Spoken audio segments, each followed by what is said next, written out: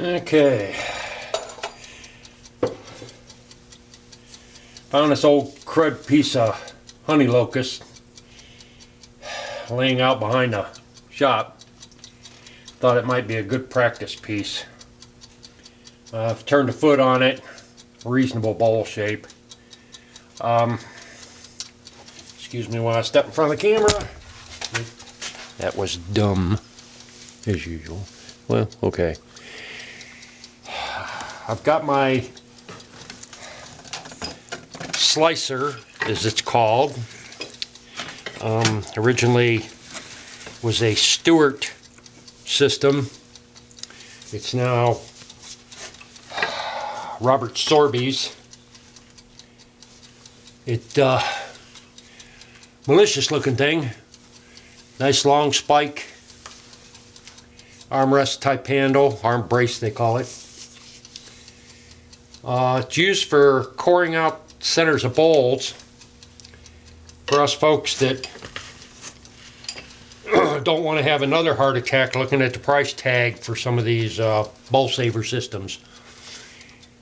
So I bought this.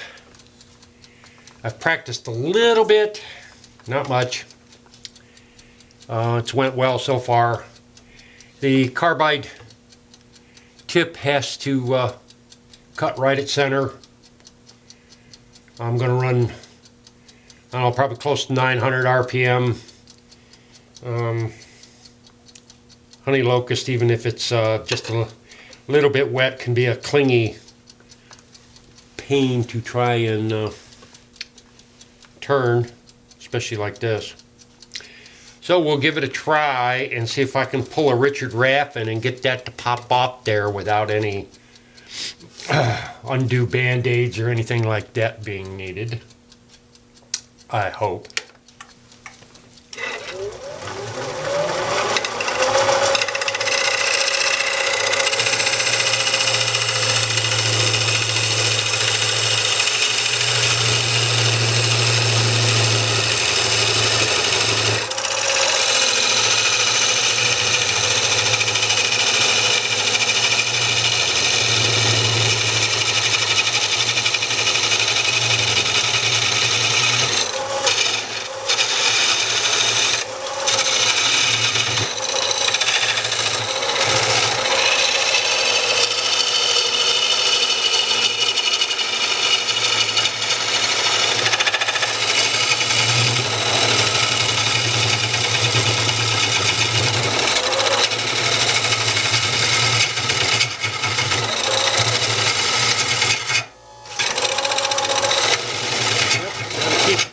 Got to make sure that groove, got to make it cut so that it accounts for the widening of the cutter.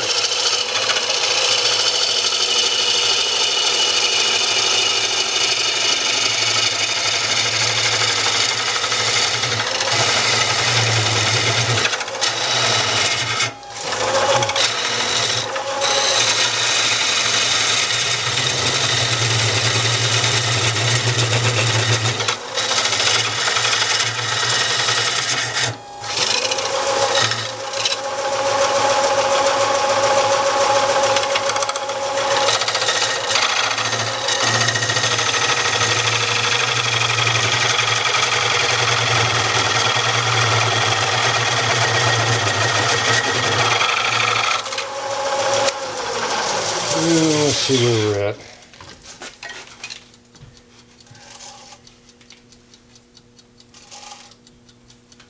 Well, it'd help if I had more light, but I don't. Hope this will work. Don't really want it tore up either.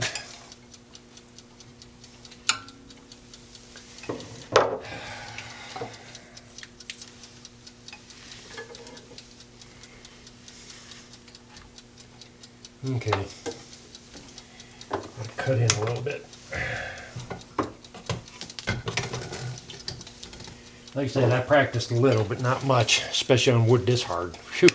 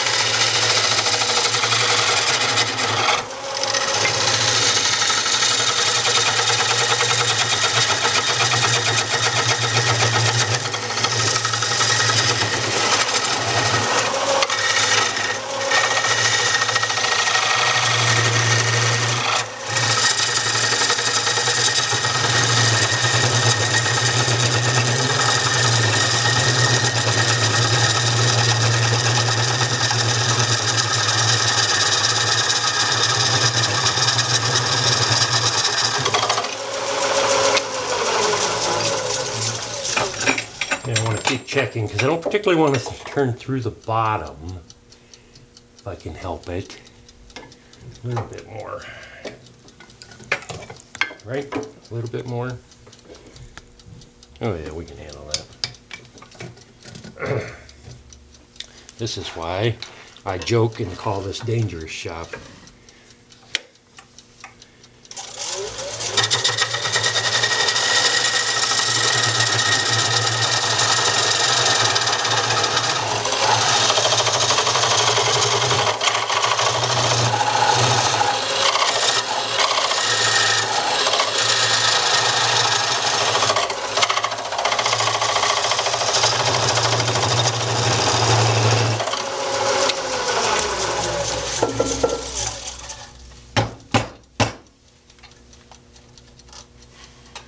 Nope, don't think so just yet. Don't think so.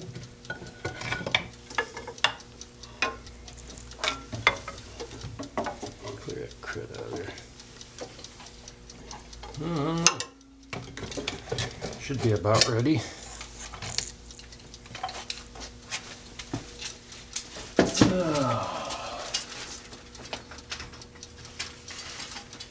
Another stupid thing will come in handy eventually.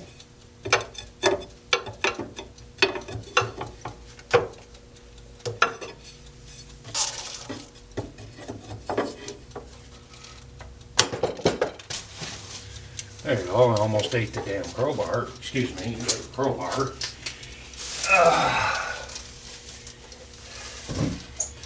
Okay. Well, I could have probably gone a little deeper, saved a little more wood, but at least I get another little bowl out of it. Set that up there, I think. There. And like I said, I'm not an expert yet by any means, but I left this plenty thick because it's going to dry and warp. This way I can got a foot already on it. I can put it in the chuck, smooth out the inside, finish rough turning it. Before I do that, I will put a small foot on here. I can turn it around, put it in the chuck, finish rough hollowing it out, and I'll have this bowl and this little bowl out of one piece of scrap wood.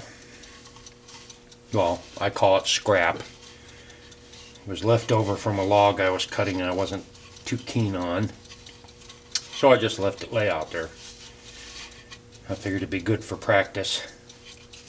Yeah, definitely I could have went in a little further, but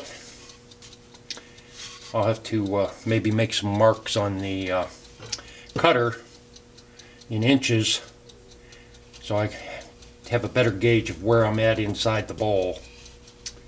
But it does work. I'm not a fan of honey locust anymore. I've had enough of turning that junk. But it's good for practice. So yep, now I'll have to turn a small foot on there to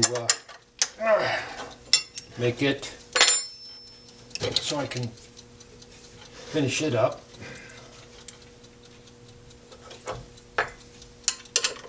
By the way, this is my new 6-inch robust tool rest. It finally found its way here. As usual, USPS has gave it the grand tour of everywhere but where it should be.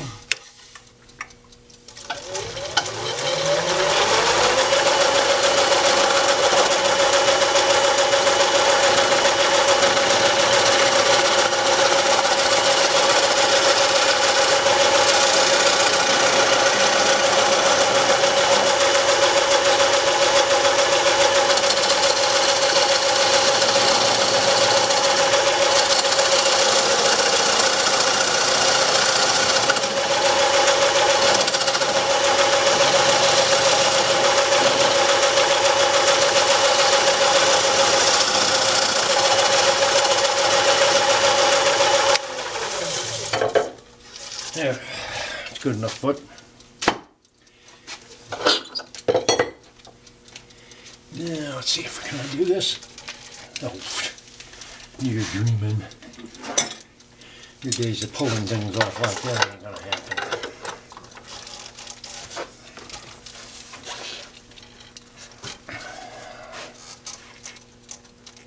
Well, I remember what he said about that.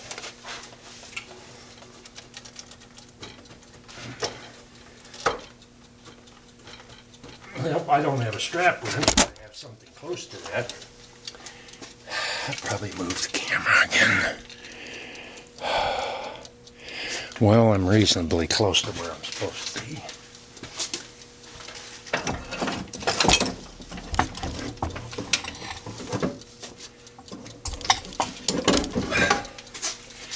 I brought a bunch of wood in. And now I have less space than I did before.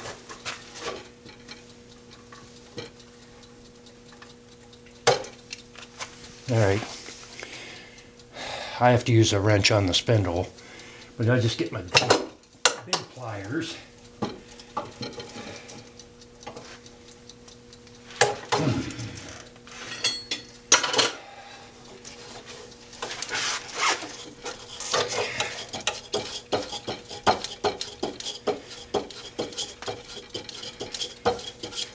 Again, I use my screw chuck.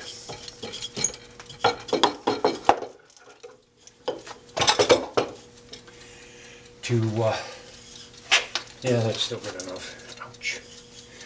Yeah, it'd be a small little bowl. I know it kind of limits what shape you might use, but it could be made outflowing. If you really wanted to tuck the foot in, you could still bring it up in a curve and roll the edge over. I don't know. I'm sure there's several different ways it could be turned into a nice looking little bowl. But, oh, excuse me, I now know that it works. I need more practice, which I knew that was coming. I just have to find enough decent wood to work with. Now I'll change chucks and put this one in there so I can finish smoothing it out, you know, do a rough hollow, throw it up on the shelf and let it dry. Well, actually if I take it in the house and put it on the shelf, it'll dry real fast. Heat's running, house is dry, right next to the furnace, it ought to go really quick. So yeah, these Sorby tools, the slicer is fairly easy to find pretty much anywhere. There is a more modern handle that it basically would be like cut off right here, and then this piece is extended out. It's like a long pistol grip. Kind of be like your hand goes here, and it would be about that long. Just round it off down here. I like the arm brace because if it catches, I'm not going to end up with my wrist getting jerked around. But you can find the slicers.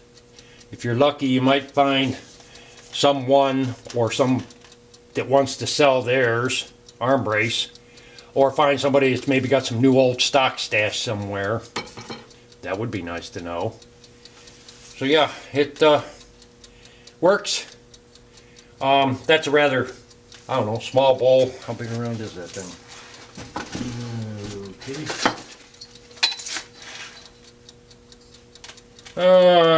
9 inches, 9-inch diameter. So you figure if you had something 12 inches or bigger, you get quite a bit bigger one out of the center, and you might even be able to take that piece and even get a smaller little bowl. So you may end up getting like 3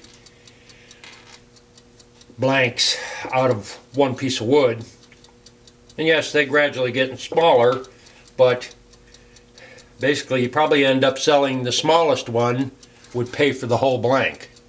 So then whatever you get for the two larger ones, that's money in your pocket. And if anybody ever does it, let me know. I'd like to know what it's like to have money in your pocket. So now I shall go and find where I put the rest of my gizmos. Find my chuck so I can get it changed over and do the inside of the bowl. So that's the Sorby Slicer with arm brace.